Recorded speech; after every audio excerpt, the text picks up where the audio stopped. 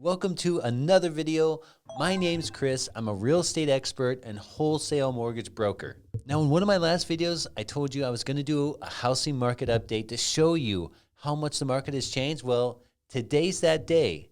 So let's get started. But first, this information comes from the CONCESSIONS report, which is one of the more reliable sources for data in this real estate market in Arizona that I'll be sharing with you now. Speaking of sharing, if you know anyone that would be interested in this information, feel free to share this with them, and don't forget to like and subscribe. Now let's get started. Here's a summary comparing September to October. The median sales price dropped by nearly $3,000.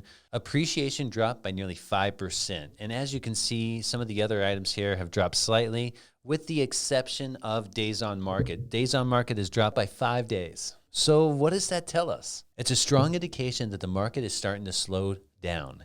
And if you're thinking about selling or you need to sell for some reason, I wouldn't wait, because these numbers aren't going to go up anytime soon. In fact, they're going to continue to go down. So if you want to sell near the peak or around the peak, I would do it now. So the good news, October through December is the best time to buy a house because there are so few competitors and there's a more available on the market, which basically just gives you more options to find a home that you really like. 65% of homes for sale right now were purchased over 2 years ago, which means a lot of sellers are still going to see a significant amount of profit, especially in the luxury market, which is overall right now really positive. But here's the bad news. The feds have raised rates significantly, but for some of the more creative lenders out there, such as myself, we have some creative ways to actually get your rate down significantly. It's harder for sellers to sell their home, unemployment is rising, and the rental market supply is also rising. Let's talk about concessions. If you don't know what concessions are, this is the amount of money that the seller is willing to give you to pay for closing costs. This would include things like appraisal fees, title fees, even upgrades on the home. It just can't include your down payment. Now, according to the CONCESSIONS report, the amount of concessions given on an average transaction is around $9,000.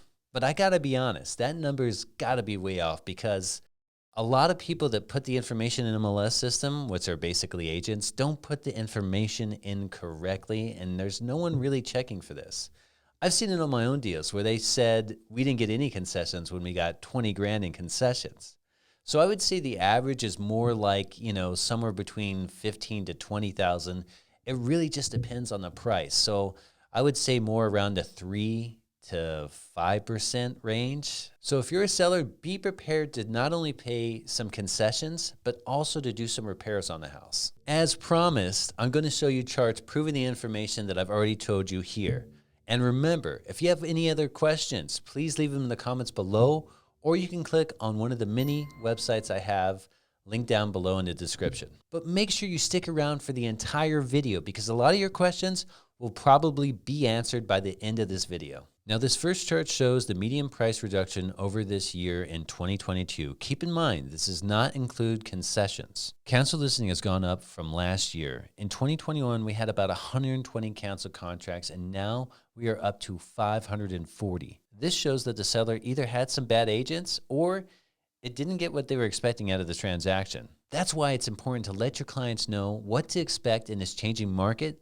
That way, your goals can be achieved. This chart shows you the change from March of 2022 all the way through the end of October. Down to the bottom left corner, it shows that we had 11,337 deals under contract, and we only had 4,553 active listings. And as you can see, as that number started to go down all the way to the end of October, we have 5,962 under contract and 19,454 active listings for sale. This is a huge change just going from March. Now, this is the last chart I'm going to show you before I conclude this video and tell you what to expect in the foreseeable future. In this chart, I'm going to show you the supply and demand and the market index. As you can see, supply is up, demand is down.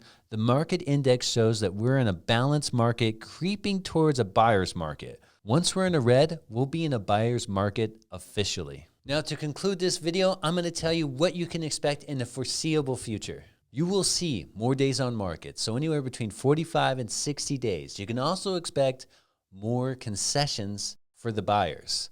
And On top of that, low ball offers. All right, that concludes this video. Don't forget to share, like, and follow. And I'll see you next month when I'll have another market update for you. Till next time.